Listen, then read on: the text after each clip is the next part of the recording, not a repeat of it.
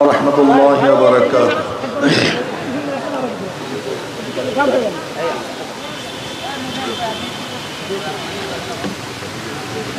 নাহমাদু ওয়া নুসাল্লি আলা রাসূলিহিল কারীম, আম্মা বা'দ। ফাআউযু বিল্লাহি মিনাশ শাইতানির রাজীম। বিসমিল্লাহির রহমানির রহিম। ওয়া তিলকাল আইয়ামু নুদাবিলুহা বাইনান নাস। সাদাকাল্লাহুল আলিয়্যুল আযীম ওয়া সাদাকা রাসূলুন নবিয়্যুল কারীম। সবাই পড়ি সাল্লাল্লাহু আলাইহি ওয়াসাল্লাম। ইসলামী আন্দোলন বাংলাদেশ ফুলবাড়ি উপজেলা শাখা কর্তৃক আয়োজিত আজকে গণসম্মেলনের সম্মানিত সভাপতি, কেন্দ্রীয় সিনিয়র যুগ্ম মহাসচিব হযরত মাওলানা গাজী আতাউর রহমান সাহেব সহ সর্বস্তরের ইসলাম প্রিয় দেশপ্রেমী ভাইয়ের আমার, ইসলামী আন্দোলন বাংলাদেশ কি ও কেন এ সম্পর্কে অনেকে জানি, অনেকে জানি না। ইসলামী আন্দোলন বাংলাদেশ বিশ্বাস করে শুধু দেশ, দল, নেতা পরিবর্তনের মাধ্যমে মানুষের শান্তি আসতে পারে না। এ দেশ বারবার পরিবর্তন হয়েছে। ব্রিটিশরা 200 বছর শোষণ করেছিল। মুসলমানদের আন্দোলনের ভিত্তিতে ব্রিটিশ এদেশ থেকে হটতে বাধ্য হয়েছিল। ব্রিটিশদের বিরুদ্ধে কেন আন্দোলন করেছিলাম? বৈষম্য দূর করার জন্য। বৈষম্য থাকবে না, মানুষের অধিকারকে বাস্তবায়ন করার জন্যই ব্রিটিশদের বিরুদ্ধে আন্দোলন করেছিলাম। ভেবেছিলাম মানুষ মুক্তি পাবে, শান্তি পাবে, মানুষের অধিকার ফিরে পাবে। এর জন্য ব্রিটিশ হটাও আন্দোলনে হাজারো মানুষ জীবন দিয়েছে, রক্ত দিয়েছে। ব্রিটিশ হটতে বাধ্য হয়েছে। ভেবেছিলাম বৈষম্য দূর, মানুষ মুক্তি পাবে। কিন্তু কি দেখলাম? ভারতের সংখ্যাগরিষ্ঠ জনগণ সংখ্যালঘুদের সাথে বৈষম্য করছে, অত্যাচার অবিচার করছে। মুসলমানরা চিন্তা করছে মুসলমানদের জন্য আলাদা ভূখণ্ড ব্যতীত মুসলমানদের কোনো মুক্তি নাই, শান্তি নাই, কোনো পথ নাই। মুসলমানরা দাবি তুলছে মুসলমানদের জন্য আলাদা ভূখণ্ড চাই, আলাদা রাষ্ট্র চাই। এই মুসলমানদের দাবির ভিত্তিতেই 47-এ আমরা ভারত থেকে আলাদা হয়ে পাকিস্তান নামে একটা রাষ্ট্র করলাম।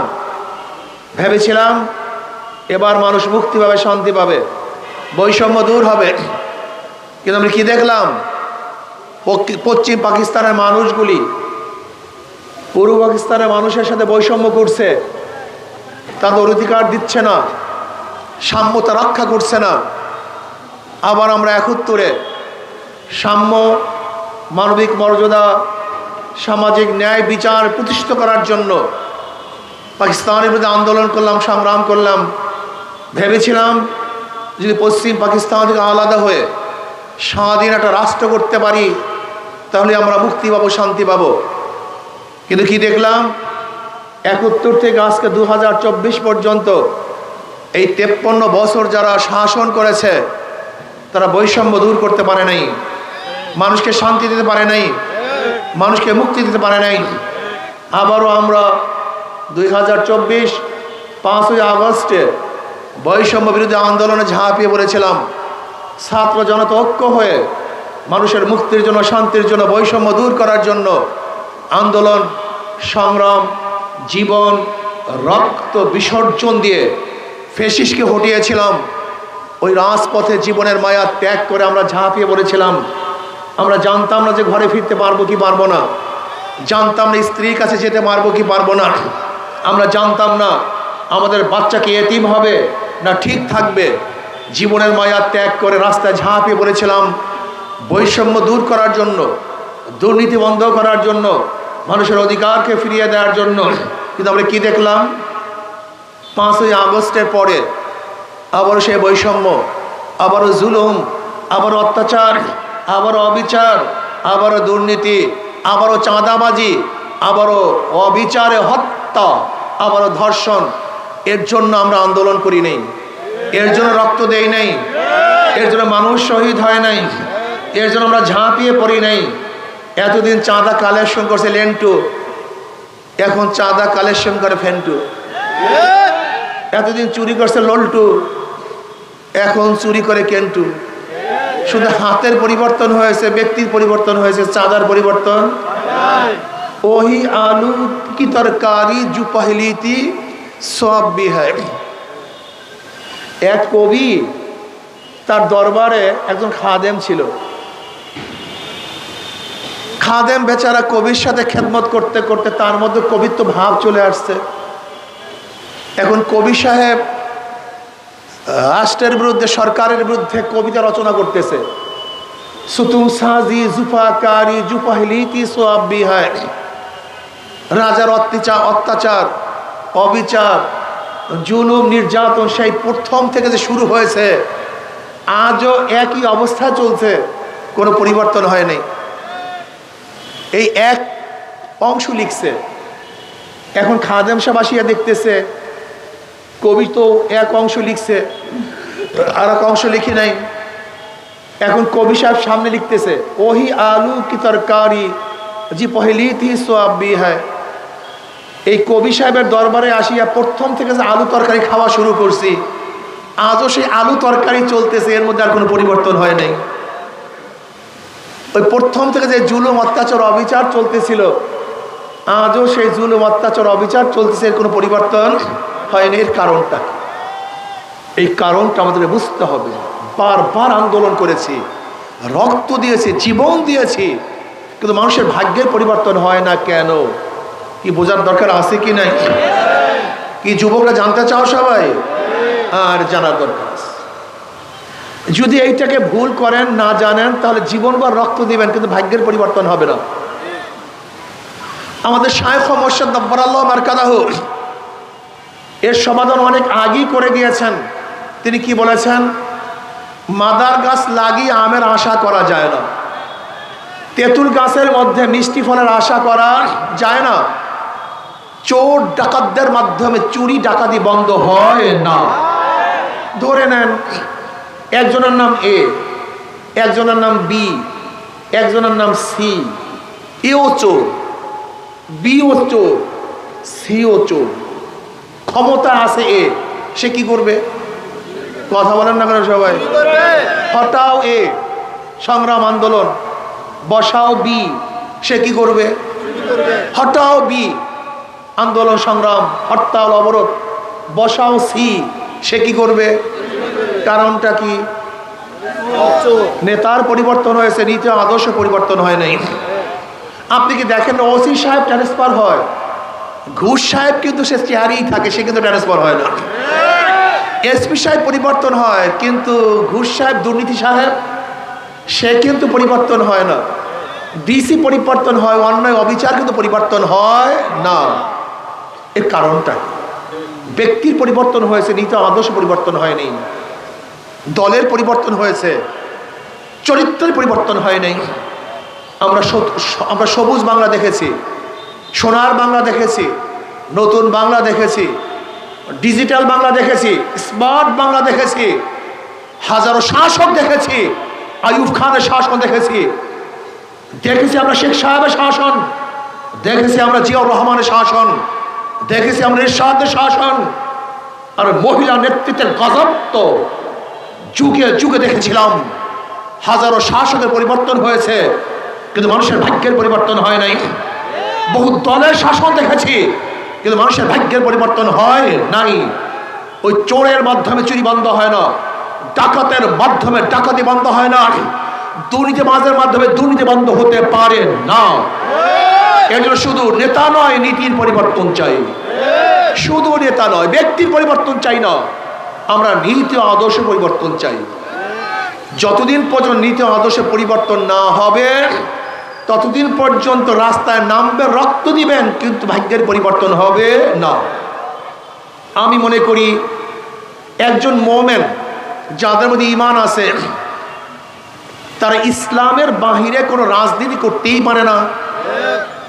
বলেন কেন? যাদের বিশ্বাস আছে কিয়ামতের ময়দানে হিসাব দিবেন, আমি তাদেরকে প্রশ্ন করি, হাজারো মুসল্লি কিয়ামতের ময়দানে দেখবে লক্ষ লক্ষ ব্যারেল মদের গুনাহ, অনেক মুসল্লি দেখবে লক্ষ লক্ষ জেনার গুনাহ। আল্লাহ, আমি কোনোদিন মদ স্পর্শ করি নাই, মদ পান করি না, তো মদের গুনাহ আসলো কোথার থেকে? আল্লাহ বলবেন, আমি জানি তুই মদ পান করস নাই, কিন্তু যাদেরকে ভোট দিয়ে সিল দিয়ে মদের আইন পাশ করার সুযোগ করিয়েছ, তোর ভোট ব্যতীত মদের আইন পাশ করতে পারতো না, কাজে সমস্ত মদের গুনাহ তোর আমল নামায়। প্রিয় ভাইয়েরা আমার, ছোট্ট একটা ঘটনা শোনেন তো। কিছু ব্যক্তিরা চুরি করার জন্য যাবে ওপারে, খেয়ালাকে বলছে, ভাই খেয়ালা, আমরা একটু চুরি করতে যাব, আর তোমার খেয়া ব্যতীত চুরি করতে পারবো না। এখন খেয়ালা বলছে, না, আমি তো চোরের ভাগ টাক নেব না, চুরির ভাগের মধ্যে আমি না, আমি মুসল্লি মানুষ, তোমরা যেহেতু যুবকরা চুরি করতে চাও আর আমার খেয়া ব্যতীত চুরি করতে পারবো না, আসলে একটা ধাক্কা দিয়ে দিই। খেয়ালা চোরদেরকে একটা ধাক্কা দিয়ে পার করছে। কি মনে করেন খেয়ালার কোনো দোষ টোষ আছে? কি কথা বলেন না কেন? সে তো চুরির ভাগের মধ্যে নেই, সে তো চুরের মাল নেয় নাই, তাহলে সে ভাগে হবে কেন? দোষ হবে কেন? কথা বলেন। তার ধাক্কা ব্যতীত চুরি করতে পারতো না। আজকে যারা ভোটের ধাক্কা দিয়ে সংসদে পাঠাইয়া মদের আইন পাশ করছেন, যদি আপনার ধাক্কা না দিতেন, ভোট না দিতেন, তাহলে যখন সংসদে বিল উত্থাপন হয়েছিল, মদের পক্ষে কে, মদের পক্ষে কে, মদের পক্ষে কে, আর আপনারা বলছেন আমি আমি আমি আমি, হাত তুলছেন। ওই সংসদ সদস্য যারা হাত তুলছে, আপনার ভোটের মাধ্যমে হাত তুলতে পেরেছে। কাজে যেহেতু আপনার ভোটের মাধ্যমে মদের আইন পাশ হয়েছে, কিয়ামত পর্যন্ত যত মদ পান করবে, ওই ভোটারদের আমল নামায় সেই পরিমাণে গুনাহ লিখতে থাকবে। আপনার ভোটের মাধ্যমে দেশে ধর্ষণের আইন পাশ, জেনার আইন পাশ। আপনি কি জানেন বাংলাদেশের আইনটা কি? একজন যুবক যুবতী সম্মতি হয়ে অবৈধ কাজে লিপ্ত হলে বাংলাদেশের সুপ্রিম কোর্টের চিফ জাস্টিসের বিচার করার কোনো ক্ষমতা নাই, যেহেতু এদেশে জেনা সম্পূর্ণ বৈধ। আপনার ভোটের মাধ্যমে যত যুবক যুবতী জেনা করবে, সমস্ত ভোটারদের আমল নামায় কিয়ামত পর্যন্ত গুনাহ উঠতে থাকবে। আপনার ভোটের মাধ্যমে আপনার সংসদ সদস্য যত চুরি করবে, ডাকাতি করবে, ইসলামের বিরুদ্ধে আইন রচনা করবে, সব দায় দায়িত্ব আপনাকে গ্রহণ করতে হবে। আপনি কি ভেবেছেন ভোটটা একটা সাধারণ বিষয়, ইয়ারকির বিষয়? ভোটের মাধ্যমে আপনি যেতেও পারে, থাকতেও পারে। যদি ইসলামের বিরুদ্ধে ভোট দেন, সমর্থন দেন, ভোট মানে কি সমর্থন করা, ভোট মানে কি সাহায্য করা, ভোট মানে সাপোর্ট করা, সহযোগিতা করা। আপনি ইসলামের বাহিরে কোনো সংগঠনকে যদি ভোট দেন, তার মানেই আপনি ইসলামের বাহিরে সমর্থন করলেন, আপনার ঈমান থাকবে না। অনেকেই ভাবেন রাজনীতির সাথে ঈমানের প্রশ্ন কি, রাজনীতির সাথে ইসলামের সম্পর্ক কি? বিয়াকুব আপনি জানেনই না রাজনীতির সাথে ইসলামের ঈমানের ওতপ্রোত সম্পৃক্ততা আছে। আপনার ভোট পেয়ে ইসলামের বাহিরে যত আইন পাশ করবে, সমস্ত জিম্মা আপনাকেই গ্রহণ করতে হবে। বলতে পারেন হুজুর আমি তো মুমিন মুসলমান, ইসলামের বাইরে সংগঠন করার সুযোগই নাই, তাহলে হিন্দুরা করবে কেন ইসলামী সংগঠন? খ্রিস্টানরা করবে কেন? খ্রিস্টান, ইয়াহুদি, নাসারারা ইসলামী সংগঠন করবে শান্তি পাওয়ার আশায়। ইসলামের বাহিরে কোনো মত পথ মানুষকে শান্তি দিতে পারে না, মুক্তি দিতে পারে না। একমাত্র ইসলামী আদর্শই পারে মানুষকে শান্তি দিতে, মুক্তি দিতে, মানুষের অধিকার বাস্তবায়ন করতে। এর জন্য আসুন, জীবনবার বহুত ভোট দিয়েছেন, বহুত মার্কা দেখেছেন, এবার আসুন না, ওই যে টানানো আছে হাত পাখা, এই মার্কা সবার মার্কা। মুসলমানরাও হাত পাখা ব্যবহার করে, হিন্দুরাও ব্যবহার করে, খ্রিস্টানরাও ব্যবহার করে, পুরুষরাও ব্যবহার করে, মহিলারাও ব্যবহার করে, ধনীরাও ব্যবহার করে, গরিবরাও ব্যবহার করে, শিক্ষিতরাও ব্যবহার করে, মূর্খরা ব্যবহার করে। হাত পাখা সবার প্রতীক, সবাই ব্যবহার করে, শান্তির প্রতীক, শান্তির বার্তা। আমি বিশ্বাস করি যদি হাত পাখা বিজয় হয়, তাহলে জনগণ বিজয় হবে। হাত পাখা বিজয় হয়, ইসলাম বিজয় হবে। হাত পাখা বিজয় হয়, দেশ বিজয় হবে। হাত পাখা বিজয় হয়, ভূখণ্ড বিজয় হবে। কাজে আসুন না, আজকের থেকে আমরা সবাই ইসলামী আন্দোলন অন্তর্ভুক্ত হয়ে এই বাংলাদেশ রক্ষা করার জন্য, মানুষের অধিকারকে ফিরিয়ে দেওয়ার জন্য, ইসলাম হুকুমাত কায়েম করার জন্য আমার জান, আমার মাল, আমার ইজ্জত, আমার আবরু, আমার মেধা, আমার সব কিছু নিয়ে ইনশাআল্লাহ ইসলামের পক্ষে ঝাঁপিয়ে পড়ার সময় রাজি আছে ইনশাআল্লাহ? কে রাজি? দুই হাত তুলে নারায়ে তাকবীর। আল্লাহ আমাদের সবাইকে কবুল করে নেন। প্রিয় ভাইয়েরা আমার, জীবনবার ভোট দিয়েছেন, সংগঠন করেছেন, আন্দোলন করেছেন, গাঠের মধ্যে কিছুই জমেন নাই, শুধু পাপ আর পাপ। দুর্নীতি 5 বার দেশকে চ্যাম্পিয়নশিপ করেছেন। এবার আসুন আমরা সমৃদ্ধভাবে আল্লাহর জমিন আল্লাহর হুকুমত কায়েম করব। লেনিন, কার্ল মার্কস, মাও সেতুংয়ের উত্তরসূরিদেরকে আমরা ক্ষমতায় বসাবো না, মদিনাওয়ালার উত্তরসূরিদের ইনশাআল্লাহ ক্ষমতায় বসাবো। ইসলামী আন্দোলন বাংলাদেশ অন্তর্ভুক্ত হয়ে মদিনাওয়ালার আইন, মদিনাওয়ালার নেতৃত্ব, আল্লাহর কর্তৃত্ব বাস্তবায়নের চেষ্টা আমিও করি, আমরা সবাই করি। আল্লাহ আমাকে এবং আমাদের সবাইকে কবুল করে নেন। নাসরুম মিনাল্লাহি ওয়া ফাতহুন করিম।